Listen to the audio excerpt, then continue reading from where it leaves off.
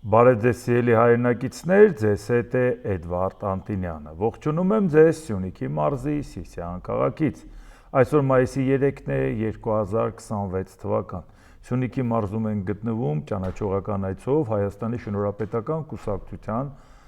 ակտիվի հետ կուսակցության նախագահ Գուրգեն Սիմոնյանի գլխավորությամբ մի շարք բնակավայրեր ենք այցելել, տարբեր հանդիպումներ ենք ունեցել, ներկայացել մեր ծրագրերը, լսել իրենց կարծիքները, տեսակետները, խնդիրները, այնպես որ ընտրության թեմային կանդրադառնանք դեռ, ես ավելի շատ այսօր սկսենք մեր խոսակցությունը Եվրոպական քաղաքական համայնքի 8-րդ գագաթնաժողովի հետ կապված մասնակիցների մասով, ովքեր են ժամանել Հայաստան, իհարկե բավական մեծ ներկայացչական պատվիրակություն է այցելել,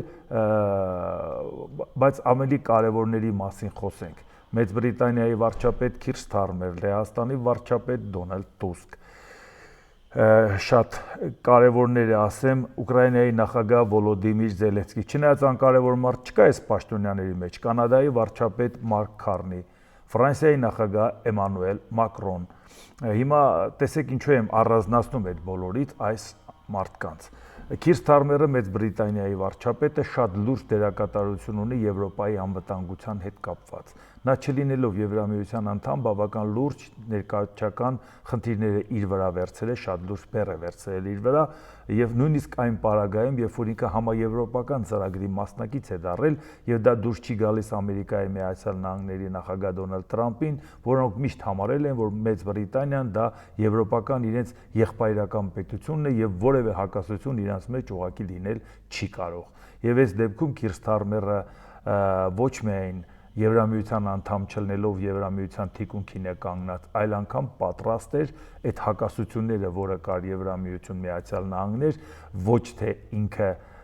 կանգներ Միացյալ Նահանգների կողքը, այլ հենց Եվրամիության կողքը։ Անգամ ինքը չհամար էր, որ ինքը ուղղակի պետքա միջնորդ լինի, կամուրջ լինի երկուսի մեջ, որտեղ եթե տեսնում եք Դոնալդ Թրամփը կոնտակտի չի գնում, այդ միջնորդական առաքելությունը ուղղակի չէր աշխատում։ Դրա համար Քիր Սթարմերի մենք այսպես պետք է նայենք եվրոպական այս գագաթնաժողովը ֆորումը միտեղ պետք է անցնի Հայաստանում կանցնի 2 տարի հետո Ադրբեջանում հասկանալի է դա այդքան խիստ դա չկարևորենք բայց կարևորենք այն ղեկավարներին որոնք որ կգան Հայաստան եւ ուղակի շփումների պարագայում կարող է առաջանալ հեռանկարային ինչ-որ խնդիրներ մեր պետության համար դրա համար պատահական չի որ ես նշում եմ Քիր Սթարմերի ներկայությունը Լեհաստանի վարչապետ Դոնալդ Տուսկը ինչու համար եմ ասում Լեհաստանը իր կշռով այնպես չի որ լինի այդ երեքին հավասար եսի նկատի ունեմ Գերմանիա, Մեծ Բրիտանիա եւ Ֆրանսիա, բայց ինքը շատ ակտիվ ու ագրեսիվ քաղաքականություն է վարում եւ այդ պարագայում ինքը կարողանում է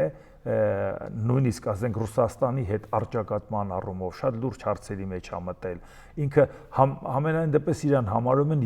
Եվրոպայի 4-րդ գործընկեր նույնիսկ Իտալիայի պարագայում, որը որպես գործընկեր իր կշռով իհարկե ավելին է քան Լեհաստանը։ Այդ դրա համար Դոնալդ Տուսկը եւ մենք գիտենք այդ լարված հարաբերությունների պարագայում ինքը ինչպես է կանգնած այդ մյուս 3 երկրների կողքը եւ ինչպեսի ագրեսիվ ձևով է հակադարձում Ռուսաստանին եւ աջակցում Ուկրաինային։ Այսինքն ինքը լուրջ դերակատարություն ունի համաեվրոպական անվտանգային խնդիրներում։ Իսկ ինչի ենք մենք դա կարևորում։ Այն որ Նիկոլ Փաշինյանը մեզ Եվրոպա չի տանում այդ նորություն չի։ Այն որ սիրուն բաներ կխոսեն, որ ընտրության հետ կապված կօգտագործվի, դա էլ նորություն չի, բայց ի վերջո մենք պետք է մտածենք, որ Նիկոլ Փաշինյանի համար չենք ասում, մենք մեր պետության համար ենք ասում, մեր պետության համար, եթե համարում ենք, որ եվրոպական ինտեգրացիան, եվրոպական ընտանիքի անդամ դառնալու քայլերը մեզ համար խիստ կարևոր է, ուրեմն նաև պետք է հասկանանք, թե ում հետ ենք մենք գործընկեր եւ վերջապես Եվրոպան, եթե Ամերիկայի Միացյալ Նահանգների հետ ունի հակասություններ եւ պատրաստում է իր անվտանգային խնդիրը լուծել, Հայաստանը համագործակցելով Եվրոպայի հետ լուծում է զուգահեռաբար նաև անվտանգության խնդիրը եւ դա շատ կարեւոր է Ֆրանսիայի դերակատարությունը։ Պետք չէ ասել, որ ընդհանրենք Էմանուել Մակրոնը եկող տարի չի լինելու, որովհետեւ իր պաշտոնավարման երկրորդ ժամկետը կլրանա եւ պարզ է ինքը նախագահ չի լինի։ Մենք Ֆրանսիայի հետ ենք պայմանավորում, մենք Մակրոնի հետ չենք պայմանավորում։ Ֆրանսիան ավանդաբար եղել է բարեկամական պետություն Հայաստանի համար եւ դա պայմանավորված չի եղել կոնկրետ անձով։ Թեպետ մենք որևէ դժգոհություն չունենք Էմանուել Մակրոնի հետ կապված, նա ինչ էլ արել է Հայաստանի եւ հայության համար շատ լուրջ ձևով այդ ամեն ինչը տեղի ունեցել, հիշենք Միսակ Մանուշյանի վերահուղարկավորման հետ կապված, որ ինչ արարողություն տեղի ունեցավ Շարլ Ազնավուրի հետ կապված, ինչպիսի արարողություն եւ ոնց է մեծարել հայ ժողովրդին եւ այլ, բայց մենակ դա չի, արտաքին քաղաքական հարցերում էլ կա, մենակ դրանով չասենք, այնպես որ մենք որևէ դժգոհություն չունենք Էմանուել Մակրոնի քայլերից շատ գոհ ենք, բայց չմոռանանք, որ մենք ուղղակի ուզում ենք, որ դա լինի Ֆրանսիայի հետ, այսինքն դա լինի շարունակական։ Եվ այդ պարագայում մենք ոչ միայն գիտենք, որ շատ ծանրակշիռ դերակատարություն ունի Ֆրանսիան համաեվրոպական ծրագրերի մեջ եւ բավական էլ նախաձեռնողական է Մակրոնը։ Եվ այդ պարագայում նաև ցանկանում ենք որպես ավանդական պետություն նրա հետ դաշնակցային հարաբերությունները,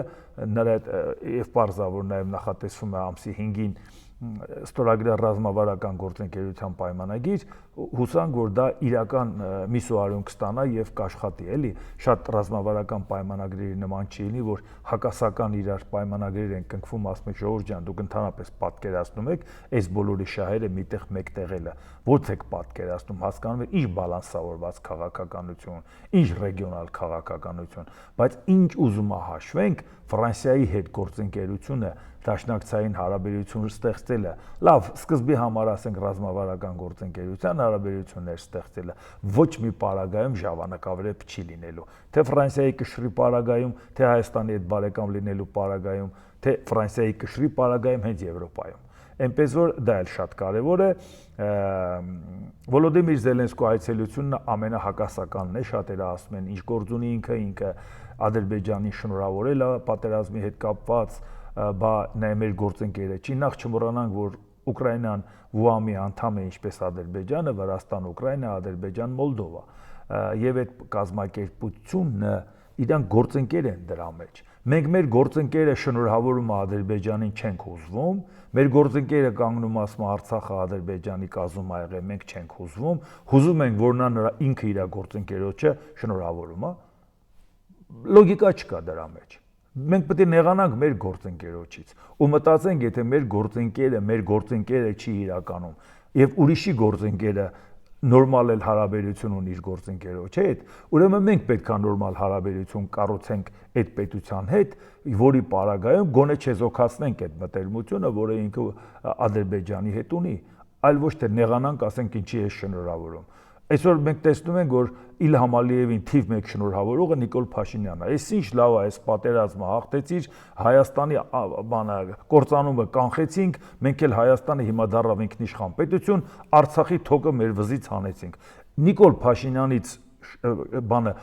գոհունակություն ինչպես հայտնում է Ալիևին ու շնորհակալություն հայտնում բոլոր հնարավոր ու անհնարին առիթներով։ Այդ չափի շնորհակալություն ու այդ չափի շնորհավորանքներ Ալիևին աշխարհի բոլոր երկրները միասին վերցրած, այդպես չեն ողջունում Ալիևի արածը, որ վերջապես Հայաստանին օգնեց։ Մեր պարտությունը, մեր հաղթանակն է կարգախոսով։ Այնպես որ դրա համար եմ ասում, Ուկրաինայի դերակատարությունը շատ կարևոր է եվրոպական ընտանիքում, եվրոպական ընտանիքը հենց Ուկրաինայի անվտանգության հարցը լուծելու համար, ասեց, հեչ պարտադիր չի, որ Ուկրաինան դառնա ՆԱՏՕ-ի անդամ, չեք ուզում, չի դառնա, բայց դրանից նրա անվտանգության հարցը պակաս կարևոր չի դառնա։ Պետք կլինի մենք միջուկային հովանոց էլ կապահովենք Ուկրաինայի համար, ոնց որ ասեց Ֆրանսիան, ոնց որ ասեց Մեծ Բրիտանիան, եւ պետք կլինի մենք նրա հետ նորմալ կհամագործակցենք, Եվրամիության անդամ կդառնա, ՆԱՏՕ-ի հետ կապված էլ այլ ճկուն անվտանգային համակարգ։ Այն նախաձեռնող խումբը, որը որ աջակցում է Ուկրաինային անվտանգության հարցերում, ոչ միայն դրա մեջ մտնում են ՆԱՏՕ-ի անդամ պետություններ, այլ առհասարակ այդ ռազմական բլոկների մեջ չմտնող Կանադա ՆԱՏՕ-ի անդամ է, Ամերիկայի հետ էլ որոշ հակասություններ ունենալով, Կանադան կանգնած է Ուկրաինայի թիկունքին, Ավստրալիան, որը Անզյուսի անդամ է, ռազմական բլոկի Ամերիկա, Ավստրալիա, Նոր Զելանդիա, Ավստրալիան ու Նոր Զելանդիան կանգնած են Ուկրաինայի թիկունքին, Ճապոնիա, որը բարեկամական պետություն է Ամերիկայի Միացյալ Նահանգների համար, շատ հարցերում այո կանգնած է Ուկրաինայի թիկունքին, ել չեմ խոսում եվրոպական երկրները։ Ամենատարօրինակը շատերի համար դե կարող է այդքան տարօրինակ չթվա, բայց մենք որ այդ ամեն ինչով հետաքրքրված ենք, գիտենք, չէ, Ավստրիայի պես պետությունը, որը երբ որ 1955 թվականին Գերմանիան դարձավ ՆԱՏՕ-ի անդամ եւ այդ ժամանակ Խորհրդային Միությունն է ստեղծեց Վարշավայի պակտը՝ ի հակակշիռ ՆԱՏՕ-ի, Ավստրիան կանգնեց, ասեց՝ հոп, ես ոչ նրա հետ գործ ունեմ, ոչ նրա հետ, ես չմիացող պետություն եմ, կլինեմ Եվրամիության անդամ, բայց չեմ լինի ոչ այս համակարգի մեջ, ոչ այս համակարգի մեջ։ Եվ Ավստրիային մարդիկ հանգիստ էլ հանգիստ էին թողել։ Ասում են քո համար դու գիտենք որ դու ոչ միտեղ չկաս,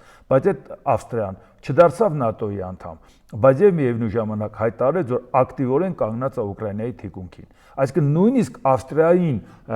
չեզոք չթողեցին, ուր մնաց թե որևէ բան։ Այսինքն ուզում եմ ասեմ, որ Զելենսկուի հետ կապված, երբ որ տեսնում ենք, որ ինքը ինչ չափ է ռազմական բովով անցած մի երկիր, որը որ փորձարկում է տարբեր, ասենք, տեխնիկայի միջոցներ, եւ նույնիսկ այն երկրները, որոնք աջակցում են Ուկրաինային, հիմա իրանք են Ուկրաինային ասում, դե ձեր փորձով օգնեք մեզ, դե այդ դրոնների արտադրության մեջ պետք համատեղ անենք, օգնեք մեզ։ Այսինքն այս հարցում բոլորը այդ ուղղությամբ քայլեր անում են եւ ինչ մենք պետք է չանենք մենակ նրա համար, որ ասենք ինքը Ադրբեջանի հետ լավ է, այտենց որ մտածենք մենք ընդհանրապես ոչ մեկի հետ լավ չլինենք, որտեղ ամեն մեկը իր հարաբերությունը կառուցում է մեկ ուրիշի հետ իր շահերից ելնելով։ Եվ մեկ էլ ասեմ, Կանադայի վարչապետ Մարկ Քարնի, որ այս հարցի հետ էլ կապված, ուզում եմ ձեր ուշադրությունը հրավիրել։ Շատերը մոտ են տպավորությունները Ջասթին Տրյուդոն Հայաստան եկավ, Նիկոլ Փաշինյանն ասում էր ընկերը, սա անգամ Հայաստանի դրոշով դրեց գուլպաներ հակել էին, ոգևորված ներկայացնում էին եւ այլ, բայց Տրյուդոն բավական լուրջ խնդիրներ ուներ երկրի ներսում, լուրջ հակասություններ կար, դժգոհություններ կար նրա վարած քաղաքականությունից եւ Մարկ Քարնին, որը եկավ դարձավ վարչապետ, Քարնի կշիռը դերակատարությունը ինքը տենց հռետոր չի, առավոտից իրիգու չի խոսում, առավոտից իրիգու շատ բաներ չի ասում, բայց բանկիր է, ինքը իր բնավորության մասով էլ իր մասնագիտական որակներով է գլուխը կախ ինքը իր հարցերն անում է, որպեսզի չեզոքացնի Ամերիկայի Միացյալ Նահանգների ճնշումը Կանադայի վրա, գործընկերային հարաբերություններ հաստատում թե եվրոպական երկրների հետ, թե փորձում անգամ որ Չինաստանի հետ, որ ասենք հարաբերությունը կարգավորելու հետ կապված Դոնալդ Թրամփը շատ ծանր էր տանում եւ Քարնին անգամ ֆինանսական որոշակի խնդիրների մեջ անգամ Մեծ Բրիտանիայի, Ավստրալիայի հետ կապված այնպիսի քայլերի մեջ է ինքը ներգրավված, որով Կանադայի անկախությունը չեզոքացնելու վտանգները կախվածությունը Ամերիկայից չեզոքացնելու ուղղությամբ։ Այսինքն շատ ծանրակշիռ խաղացող է ինքը, ուղղակի ինքը իր մասին շատ չի խոսում, բայց դա չի նշանակում, որ մենք էլ պետք է իր մասին չխոսենք եւ այսինքն եւ չմտածենք, այ Քարնի ոգևորված էս ասեց կամ ասե։ Նա չի անում, նա ուղղակի գործում է գլուխը կախ։ Եթե Քարնիի հետ կարող ես ինչ-որ բան պայմանավորվես, դու կարող ես համարել, որ դու լուրջ բան ես պայմանավորվել։ Դա գնացող Տրյուդոն չէր, որը լուրջ հակասություններ ուներ իր երկրի մեջ։ Այսինքն Կանադայի հետ այդ բարեկամություն ցույց տալը սիմվոլ վերցներ Տրյուդոին լուրջ չի։ Եթե Քարնիի հետ դա հաջողվի, նույնիսկ եթե շատ տենց հաջողություններ չի շռայլվի, միևնույնն է իրական շատ ավելի կարևոր գործ կարող է լինել։ Մենք իհարկե ուշադրությամբ կհետևենք եվրոպական քաղաքական այդ ֆորումի հետ կապված ինչպիսի հանդիպումներ կան, ինչ որոշումներ կայացրեցին եւ այլ, մեկ անգամ էլ հիշեցնեմ, որ չգերագնահատենք, որովհետեւ 26 թվականի փոխադարձ պայմանավորվածությամբ որոշվեց Հայաստանում անցնի, որ 28 թվականին էլ անցնի Ադրբեջանում։ Այսինքն հո մենք չենք մտածում, որ Ադրբեջանն էլ է պատրաստում Եվրամիության անդամ դառնա, կամ ինքը մաքուր եվրոպական պետություն է, կամ ինքը բռնել է Եվրոպայի ճանապարհը։ Այսինքն պետք չէ ինքնախապեյությամբ զբաղվել։ Տեղից այդ միջոցառումը կարևոր է, որ անցնում է Հայաստանում։ Ավելի կարևոր էլը արդեն կդառնա բլեֆ։ Մեր ինչին է պետք դա։ Իսկ հիմա նայենք ընտրությունների հետ կապված։ Արդեն կենտրոնական ընտրական հանձնաժողովը գրանցեց 19 քաղաքական ուժերին 2 դաշինք 17 կուսակցություն, որոնք մասնակցելու են առաջիկա խորհրդարանական ընտրություններին եւ նաեւ որոշեց ընտրացուցակում դրանց տեղերը։ Հայաստանի շնորհապետական կուսակցությունը, որի նախագահն է Գուրգեն Սիմոնյանը, 4-րդ տեղն է զբաղեցնում այդ թվի մեջ մասնակցության։ Այնպես որ նրանք, ովքեր ցանկություն ունեն իրենց աջակցությունը հայտնել իրենց քվեարկությամբ հունիսի 7-ի ընտրություններին, իմանան, որ մենք 4-րդ համարն ենք, որովհետև գիտեք, որ կուսակցությունն է մասնակցում ընտրությունների, բայց ես ընդգրկված եմ այդ ընտրացուցակում թիվ 2-րդ հորիզոնականում պատվավոր տեղում, շնորհակալ եմ կուսակցության անդամներին այդ քվեարկության համար եւ դրա համար իմ համեստ ուժերի ներածի չափով պետք է փորձենք անենք ամեն ինչ, որպեսզի կարողանանք մենք լուրջ ներկայացվածություն ունենանք խորհրդարանում։ Եվ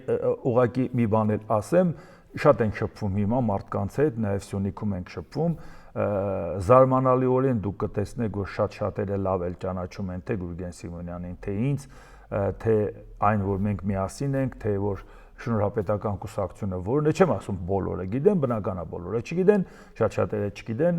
նաև մարդիկ կան, որոնք որ այլ տեխնացուի կողմնակից են, դա էլ նորմալ է, որևէ խնդիր դեռ չի կարող լինել, կներեք։ Բայց ինչն է այստեղ հարցը։ Ուզում եմ ես տարբերությունը, որ մենք պատկերացնենք։ Օրինակ, այն ինչի համար, որ գնահատում են Գուրգեն Սիմոնյանին, մեկ ուրիշ մասն է նույն բանի համար է քննադատում, նույն բանի։ Ասում են շատ կիրթ է, շատ գրագետ է,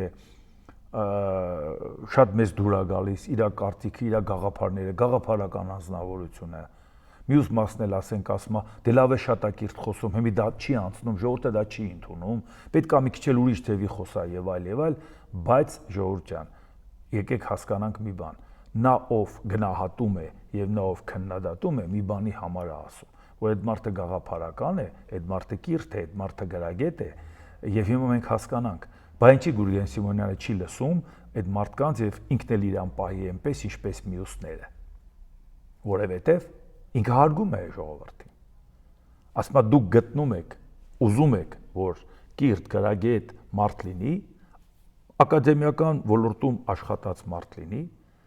իր ուսերին չլինի այն բեռը անցյալի, ստեղ սխալ բանակցության, ստեղ բանակ թալանելու, ստեղ պետություն թալանելու, դուք դա եք ուզում, փորձենք ավելի շատ մարդկանց հետ շփվել, ավելի շատ մարդիկ ճանաչեն եւ ավելի շատ մարդիկ գնահատեն եւ իրենց ձայնը տան։ Ոչ թե մտածենք, որ սպասեք, աշխատենք մեկ ուրիշ լսարանի համար, ովքեր ում որ դա դուր կգա, այլ ոչ, մեր լսարանը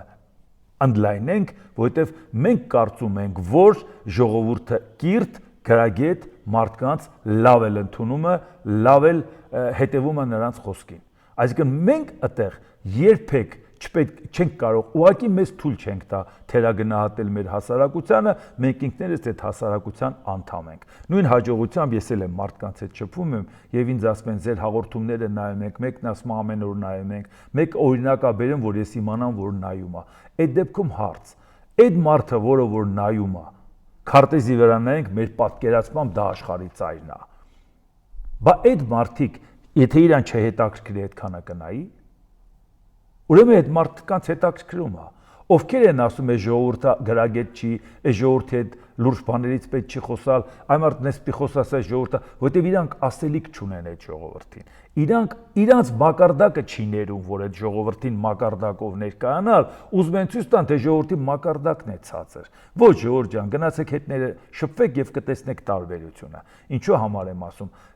Նիկոլ Փաշինյանը կամ իր նման որևէ մեկը, եթե մտածում է, որ այս ժողովրդին պետքա այս պրիմիտիվ բաներով խաբել, ինչի է ինքը տենց մտածում, որովհետև ինքը չի հարգում այդ ժողովրդին եւ թերագնահատում է այդ ժողովրդին։ Ձեզ թվում է իրան շատ հաճելի է, որ դնի ենթադրենք եգիպտացորեն ուտի, կամ չգիտի պերաշկի ուտի, կամ չգիտի, դուք չգիտեք, որ դա առնում է հատուկ նրա համար, որ ժողովուրդը դրան ուշադրություն դարձնի, ասի մեր ծոցից է դուրս եկել, պերաշկին էլ մեր ծոցից հանեց, կամ էլ թե չէ այն շուջուխը սենց բռնած էլի։ Ինքը հաստատ տենց չի, չէ մտածում։ Ինքը մտածում է, դե ինքը վարչապետ է, թիկտապահներով շրջում է, մեքենան հենց արագ քշում են, որպեսզի ցույց տա իր կարևորությունը։ Ձեզ թվում է, իսկ ինքը դա ինչի համար է այդպես անում, որտեվ ինքը համարում է ժողովուրդը գրագետ չի, բերեք այդ ժողովրդի ձայները, ինչքան շատ անգրագետ մարդու հետ շփվենք, այնքան շատ ձայն կունենանք։ Ահա ձեր նկատմամբ վերաբերմունքը։ Երբեք Գուրգեն Սիմոնյանը իր հարաբերությունների նշածողը չի իջացնելու էժանագին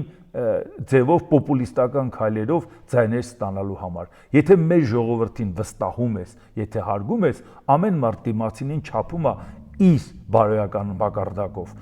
Միշտ մտածում ես խելացի մարդուն է դիմացն էլ խելացի մարդ է։ Մյուսը մտածում է, տո լավ է ժողովուրդը էս ինչ է, ծախվող է, մյուսա, որովհետև ինքը իրանով է չափում, ինքը գիտի չէ որ ինքը ծախվող է։ Մտածում է, դե եթե էս ծախվող եմ ուրիշը ինչի պիտի ծախվող չլինի որ, եթե բոլորը ծախվում են, ինքը իրանով է չէ չափում։ Մենք ինչի ենք վստահ, որ գոյություն ունեն անկաշար մարդիկ, որովհետև մենք գիտենք, որ ինչպիսի գայթակղիչ առաջարկություններ եղել են, կան ու դեռ կլինեն, մենք ասել ենք ոչ։ Դրա համար մենք մտածում ենք իսկ ով ասել, որ մենք միակն ենք այս երկրում։ Մենք համարում ենք, որ մեր նման շատ-շատերը կան։ Ու գնում ենք այդ շատ-շատերի հետ հանդիպում ենք, ասում ենք մեզ ցայն տվեք, որտեղ վստահում ենք այդ մարդկանց։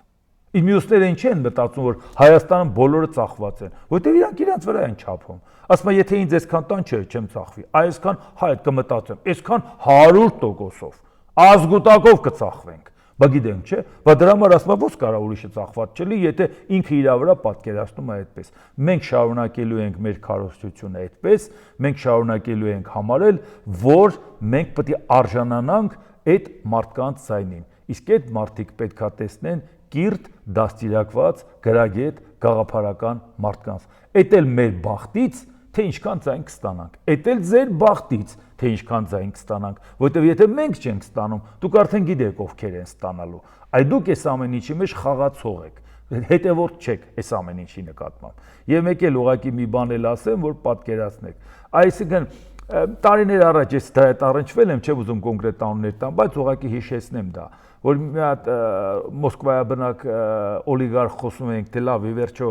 քո նպատակը որն է, Հայաստանում չես ապրելու, Հայաստանում բիզնես չես անելու, քո ինչին է պետք Հայաստանի իշխանության մեջ դերակատարությունն է։ Մարդը պարզ բան էր ասում։ Ես փող կդնեմ Հայաստանում, իմ ուզած մարդը կգա իշխանության, կգնա Պուտինի կողքի աթոռին կնստի։ Մենք ով ենք Ռուսաստանում։ Այո, ինքը մեծահարուստ է, բայց ինքը ով է Ռուսաստանում։ Իմ խոսքը ինձ հիշացեց, որ ասում ես անդեր միլիարդատեր։ Ռուսաստանում այնքան անդեր միլիարդատեր կա, ասում դու ես ասում, հիմա չգիտես ինչա։ Մի րոպեում ասում ես կարան դարձնեն բոմժ։ Մի րոպեում։ Իսկ եթե մենք հասնենք մի բանի, որ կնստենք կողքը, Պուտինի կողքը կնստենք, հարցեր կլուծենք, այդ հարցերը կլուծենք նաև Ռուսաստանում։ Իսկ Ռուսաստանը վիճակը ավելի վատացել է։ Այն ժամանակվա համեմատ դու ես ձեր օրինակը բերեցի։ Հիմա ավելի է վատացել։ Ռուսաստանը Պուտինը ցանկացածին կարասի պիտի գաս այսքան մուծվես, պիտի էս անես, պիտի այն անես, ես պատերազմի մեջ եմ, պետությունը պիտի վերականգնենք այս վիճակը եւ այլ եւ այլ։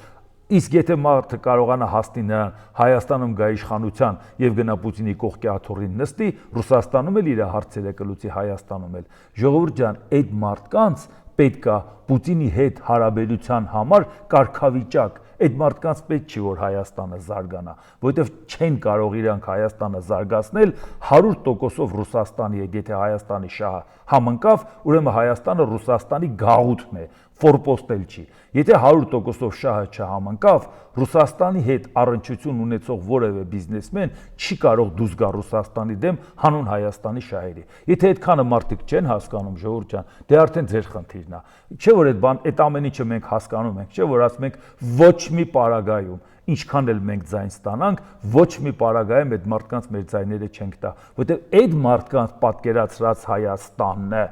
ավելի վատ վիճակի է, քան Ռուսաստանի այսօր Հայաստանի վիճակը։ Այն դեպքում, երբ որ Նիկոլ Փաշինյանը ավելի ռուսամետ գործիչ է, քան ցանկացած ռուսամետ գործիչ, բայց Նիկոլ Փաշինյանը նույն ձևը հայ է ասում Թուրքիային էլ, Ադրբեջանին էլ։ Իսկ իրանք էլ Ռուսաստանին են ավելի շատ ասում։ Մեզ պետք է հավասարապես մերժել թե սա, թե սա։ Իսկ հիմա դուք հասկացաք, նաև ես վերեցի դրդապատճառները, որ սենց երվում խորովում են Հայաստանի վիճակը լավացնելով ռուսական կապիտալով, այդ ուղղակի նաև գիտենք դրա պատճառը։ Իրանց պետքա Պուտինի կողքի աթոռը առնել բավական մատչելի գնով։ Մի քանի միլիոն դոլար ծախսել Հայաստանում եւ փրկել իրանց հարյուրավոր միլիոնավոր դոլարները Ռուսաստանում։ Էնպես որ բերեք իրար ճիշտ հասկանանք։ Իսկ հիմա մեր շուրջը տեսնենք ինչ է կատարվում, դա էլ արագ անցնենք։ Իրանի փոխարտգործնախարար Քազեմ Ղարիբաբադին Իրանի Իսլամական Հանրապետությունը իր ծրագիրը ներկայացրել է Պակիստանին որպես միջնորդի, պարտադրված պատերազմը վերջնականապես դադարեցնելու նպատակով, եւ հիմա գնդակը Ամերիկայի դաշտում է, ընտրել դիվանագիտության ուղին կամ շարունակել բախման ընթացքը, թե Իրանը պատրաստ է երկու սցենարներին էլ, այդ թվում հնարավոր հարձակումները հետ մղելուն, բայց շարունակում է հանձնառու մնալ ազգային շահերի վրա հիմնված բանակցություններին։ Նորից ուշադրություն դարձնենք մի բան, ես չեմ հոգնում կրկնելով, որովհետև շատ դեպքերում մարդիկ բաժանված են, համակրանքներով ու հակակրանքներով են շարժում։ Մեկը գտնում է, որ համակրանքը Ամերիկայի կողմն է, մեկի համակրանքը Իրանի կողմն է։ Եվ օբյեկտիվ ինֆորմացիան լսելուց ներվայնանում են, ժողովուրդ ջան, լսեք, իմացեք, էլի որոշեք։ Ձեզ թվում է, այսպես խելքս իմը չի, որ ասենք Ռուսաստանից որևէ պաշտոնական ներկայացուցիչ, ասենք Զախարովայի կարծիքը ձեզ կարդամ կամ որևէ մեկի, կամ Դմիտրի Մեդվեդևի, բայց ինչ է, եթե մենք այդ մասին չենք կարդում, այդ մասին ձեզ հետ չենք քննարկում, դա դադարում է գոյություն ունենալ, եթե մենք ինչ-որ բան չենք ընդունում, մենք կարող ենք դա վերացնել, թե օբյեկտիվ պետք է հասկանանք, նա ինչ կարծիքի է, նա ինչ կարծիքի է։ Դրա համար մեկ անգամ եւս ասում եմ, որպեսզի պատկերացնեն։ Այո, Իրանի վիճակը շատ ավելի վատ է, քան անգամ մինչև այդ պատերազմը սկսելը, բնական է, բայց Ամերիկայի վիճակն էլ Իրանի հետ կապված վատ է, որովհետև իրանք չկարողացան խնդիրը լուծեն։ Իրանք Իրանին դարձրեցին վիրավոր գազան, բայց խնդիրը չլուծեցին։ Իրանք խորը թյուրիմացության մեջ հայտնվեցին, երբ որ կարծում էին, որ Իրանը չի դիմադրելու։ Բայց դրա պատճառով մենք ինչի ենք տուժում։ Աշխարհում նախ հասկանում ենք, որ Իրանի հետ կապված Ամերիկայի հետ հարցը չլուծեց, չի լուծել Ռուսաստանի հետ, խայտարակ վիճակում է հայտնվելու Չինաստանի հետ հարցում։ Բայց սա մեզ չի հետաքրքրում։ Մեր տարածաշրջանում չի հետաքրքրում, որ Ամերիկան ցախողվի։ Իսկ եթե Ամերիկան կարողանա ուժի գնով տապալի Իրանին, այնուամենայնիվ մենք Ամերիկայի գործընկերը չենք։ Մենք Ամերիկայի հետ կարող է ցանկություն ունենք բիզնես անելու, բայց դա չի նշանակում, որ մենք Ամերիկայի գործընկերն ենք։ Այստեղ Ամերիկայի գործընկերն է Ադրբեջանը, Թուրքիան, Իսրայելը։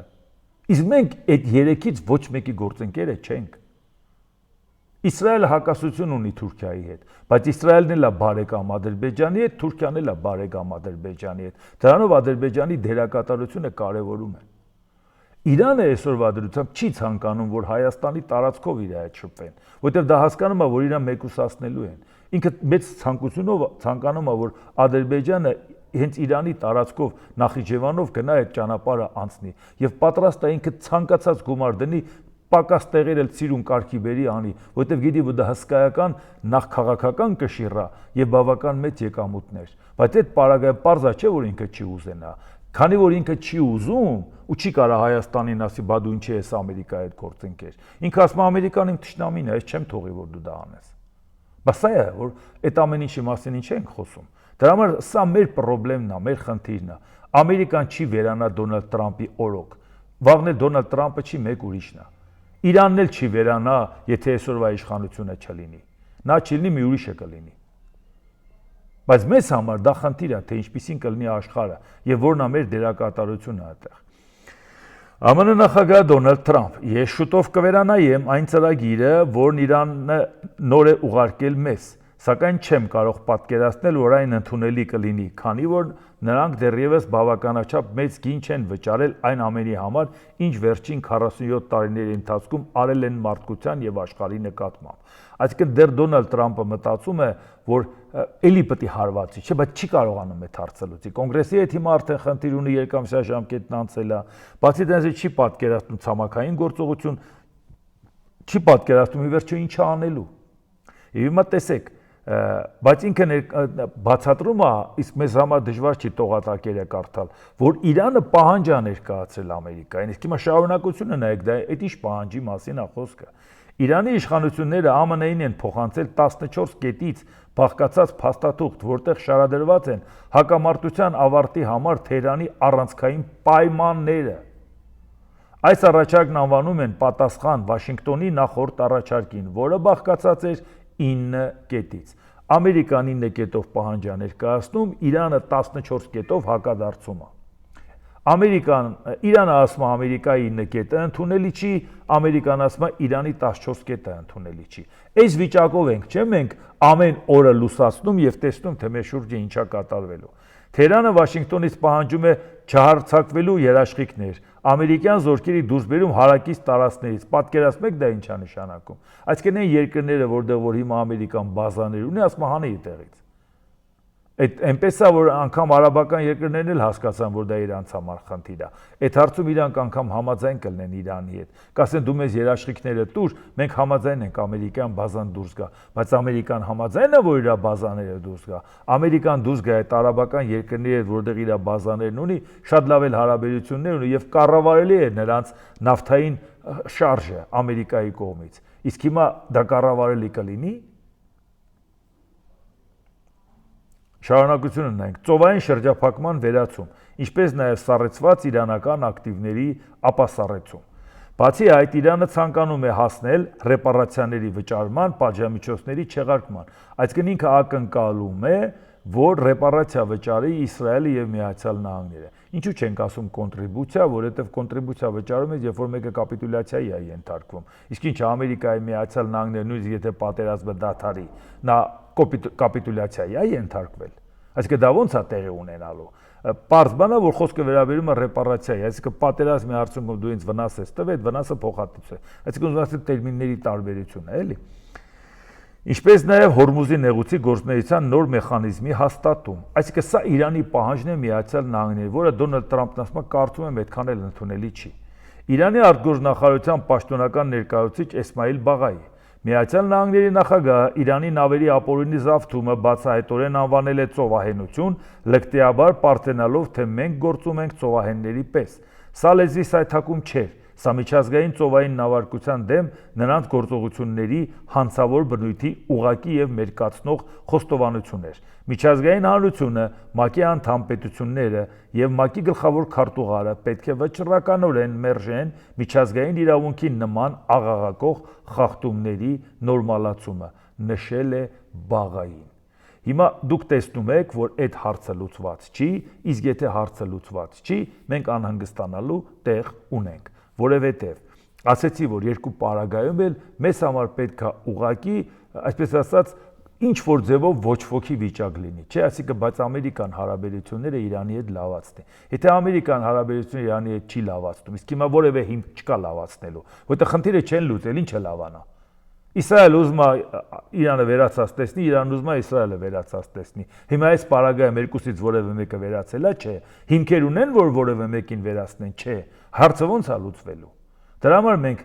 քանի որ լուծումը գիտենք, չկա։ Դրա համար ենք անհանգիստ, որովհետև գիտենք, որ այդ լուծումը չկա։ Ոչ թե մենք մտածում ենք, որ դե ամեն դեպքում լուծումը կա, վաղը դրան կհանգեն։ Տեսնում ենք, որ դա այդպես չի։ Ուկրաինայի հետ կապված էլ մի բան հիշացնեմ, որովհետև պարբերաբար ես այդ մասին ասում եմ, որ այն ինչ որ Ուկրաինայի հետ կապված եղավ, ավելի հին բան է, որը որ դուք ուշադրություն չդարձրեցիք, որ Հայաստանի իշխանությունները Ղրիմի օկուպացիայի հետ կապված, չգիտես ինչու Ռուսաստանի շահերը պաշտպանեցին։ Հետո զարմանում եք, որ մենք պատերազմի մեջ ներքաշվեցինք, Եվրոպան մեզ չաջակցեց, բայց Եվրոպայի գործընկերն էինք մենք։ Եվրոպան սանկցիաներ կիրառեց Ռուսաստանի նկատմամբ արդեն 14 թվականին։ Եվրոպան սանկցիաներ կիրառելով մենք արդարացնում էինք օկուպացիան Ղրիմի։ Մենք Եվրոպայից ինչ ենք պահանջում։ Այսինքն, այս ինչ մուննատ քաղաքականություն է։ Մենք ամեն բոլորի հարցում մեզ սխալ պահենք, հետո զարմանանք, թե իրանք մեր նկատմամբ ինչի են լավ։ Այն դեպքում եւ ամենափոքր պետությունը մենք ենք շահագրգռված, որ մեր նկատմամբ լավ հարաբերություն լինի։ Ինչա մեզ 14 թվականին ուղակի հիշացրեց Facebook-ը, այսինքն ասեմ 14 թվական այս ժամանակներ, դա նշանակում է Սերժ Սարգսյանի պաշտոնավարման ժամանակ, որ հիմա իրան դրել է էսի մի իմաստունի տեղ, վայ Տեր Աստված, ինքը այնքան բառ է հասկանում, դե լավ էլի, հասկանում էիր, այսօրին չէիր ելնի ոչ դու, ոչ էլ մեր երկիրը։ Տիտանների պայքարում պետք է փորձենք պահպանել ակտիվ չեզոքություն։ Օրերս Սերժ Սարգսյանը զորակցությունը հայտնեց Վլադիմիր Պուտինի Ղրիմի հարցով։ Զուգահեռաբար Տիգրան Սարգսյանն էլ դեն ժամանակ վարչապետ էր։ Բրյուսելում պատրաստակամություն հայտնեց շարունակել Եվրամիության հետ համագործակցության խորացումը եւ որպես դրա արդյունք այնուհետև հայտարարեց, որ Եվրամիությունը պատրաստ է Հայաստանի հետ կնքել ասոցիացիան համաձայնագրի քաղաքական մասը։ Այս իհարկե հետագայում դա դարձավ համապարփակ եւ ընդլայնվածը, որը կնքվեց 17 թվականին, բայց երբ որ մենք ԵԱՏՄ անդամ ենք, տեսնում ենք, որ այդ ինչ որ կնքվել է համապարփակ եւ ընդլայնված, սկիդա չենք կարողանում կյանքի կոչել, որտեղ անընդհատ խորանում ենք ԵԱՏՄ-ի մեջ։ Հիմա այդ երկուսը պատկերացեք, Սերժ Սարգսյանը աջակցում է Պուտինին Ղրիմը օկուպացնելու, Տիգրան Սարգսյանը գլուխը գովում է, Եվրոպայի հետ սկսում ենք նոր փուլի աշխատանքներ։ Այն դեպքում, երբ որ 13 թվականին լավ եք հիշում, որ Հայաստանը հրաժարվեց ասոցիացիան համաձայնագիր ստորագրել, որովհետև 13 թվականի նոյեմբերին Վիլնյուսի գագաթնաժողովում պետք է մենք ասոցիացիան համաձայնագիր ստորագրենք, սեպտեմբերի 3-ին Սերժ Սարգսյանը ստորագրեց եւ մտավ Մաքսային միություն։ Հիմա Մեր իշխանավորներն ուզում են ստորագրել Եվրամիության հետ ասոցիացիան համաձայնագրի քաղաքական մասը, բայց իլուր աշխարհի արդեն հայտարարել են, որ ոչ թե դրանից հետո պատրաստվում են ասոցիացիան համաձայնագրի տնտեսական մասը ստորագրել, այլ կերպ ասած խորը եւ համապարփակ ազատ առևտրի համաձայնագիրը, այլ 2 ամիս հետո մաքսային միություն մտնելու համաձայնագիրը։ Իսկ այդ պարագայում Եվրամիության հետ քաղաքական համաձայնագիրը, եթե անգամ ստորագրվի, դառնալու է ոչինչ չասող, մեր երկրին ոչինչ չտվող մի հռչակագիր։ Ինչի այսօր շատ դեպքերում շատ են թմբկահարում, թե այդ ՍԵՊԱ-ի պայմանագիրը համապարփակ եւ ընդլայնված շատ կարեւոր է Հայաստանի համար։ Ասում ենք, բայց դա գործընկերություն է, իսկ ԵԱՏՄ-ն կառույց է։ Եվ այդ պարագայում դու չես կարողանա զուգահեռաբար այդ երկուսի միջև խորանաս։ Իսկ ինչքան խորանաս Եվրոպա, դու պետքա համակարգին հակասող չլինի։ Այդ ամեն ինչը հիշեցնում ենք 14 թվականին։ Բայց ուկրաինական դեպքերից հետո այս դեկլարատիվ հայտարարության ստորագրումն արդեն այնքան էլ անվտանգ չէ մեր երկրի համար, քանի որ հիմա արդեն Արևմուտքն նախապատրաստում է կոշտ պայքարի Ռուսաստանի դեմ Ղրիմից հետո, ժողովուրդ ջան։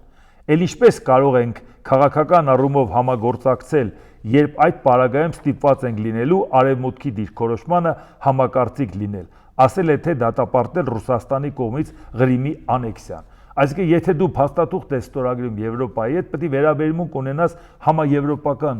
ծրագրի։ Բայց Ռուսաստանին էլ ճանաչել ես Ղրիմը որպես Ռուսաստանի մաս։ Եվ ինչպես ենք դա զուգակցելու ազգերի ինքնորոշման սկզբունքից ելնելով Ղրիմի ազատ կամ արտահայտության հետ, երբ արդեն այդ հարցում զորակցել ենք Ռուսաստանին։ Աշխարհաքաղաքական լուրջ առճակատումների ժամանակ մեզ սովորաբար հզորները չէին պարտադրում հստակ դիրքորոշում արտահայտել, թե ում կողմից եք։ Այնքան բարդ ու դրամատիկ է մեր ազգի ու պետության ճակատագիրը, որ երկատրանքների առջև մենք առանց այն էլ հաճախ ենք հայտնվում, ոչ մեր կամքով։ Օրինակ, տարիներ առաջ վրաց-աբխազական հակամարտության ժամանակ աբխազահայերը զենքը ձեռքին պայքարում էին Աբխազիայի անկախության համար, իսկ վրացահայերը Վրաստանի տարածքային ամբողջականության։ Իսկ դրան զուգահեռ նաև մեր երկրի պետական շահը շատ նրբանկատորեն պետք է արտահայտեինք, որպեսզի չնեղացնեինք որևէ կողմին։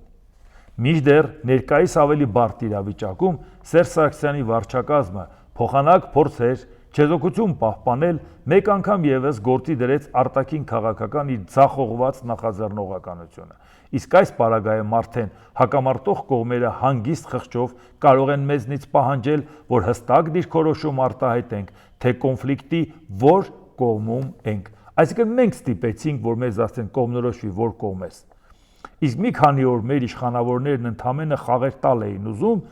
իսկ քանի որ մեր իշխանություններն ընդամենը խաղել տալ էին ուզում, այլ ոչ թե պայքարել որևէ մեկի կողմից մյուսի դեմ, արդյունքում երկու կողմն էլ նեղանալու է մեր երկրից բախտորոշ պահին իրենց դավաճանելու համար։ Ես հասկանում եմ, որ երկրում տիրող կառավարման այս ֆեոդալական կարգերի պարագայում արտգործնախարարությունում կարող է եւ չգտնվել մի պաշտոնյա, որի խոսքից պարզ դառնա, որ գոնե մեկը դեմ է մեր երկիրն այսպես հապշտապ կերպով մեկուսացման տանելու քաղաքականությանը։ Դե ինչպես ասում են, տառապանքները փորձ ունի։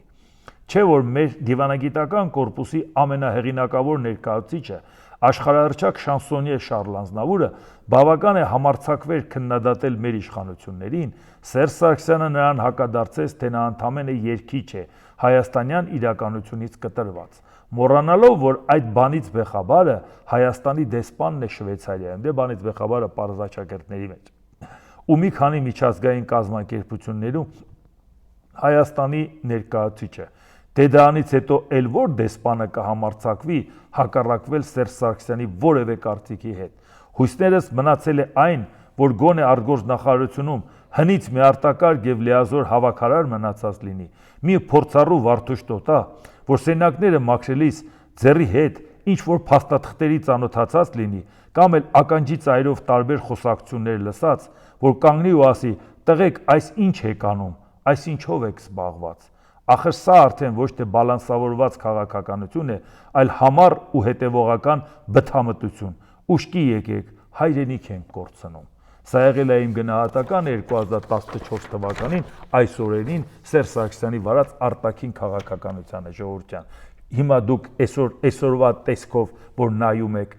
շատ եմ ես սխալվել են վերլուծությունը, որը որ արել եմ։ Դուք չտեսաք իրանց բալանսավորված քաղաքականության արդյունքում մենք ինչ ունեցանք։ Մենք ունեցանք մի բան, որ Ադրբեջանը լավ էլ միջազգային հանրության հետ աշխատեց, որպեսզի իր պատերազմը, իր ագրեսիան չքննադատվի։ Ինքը լավ էլ հետներն աշխատեց պայմանավորված ձևով։ Ոչ էլ անհանգստացավ, որ իրանց նավթամուղերն ու գազամուղերը հարված կստանան։ Ինչպես այդ ամեն ինչը տեղի ունեցավ, մենք է զարմացած մտածում ենք, ոնց կարող է պատահի 44 օր պատերազմ տևի, որովհետև մենք այդ կարծիքին ենք, մեզ այդ ձևի էր, մենք այդ ձևով էինք տարել քաղաքականություն։ Եվ պատահական չի, որ արդեն սովորել էին, որ պատերազմը քառօրյա պետք է լինի։ Եվ պատահական չի,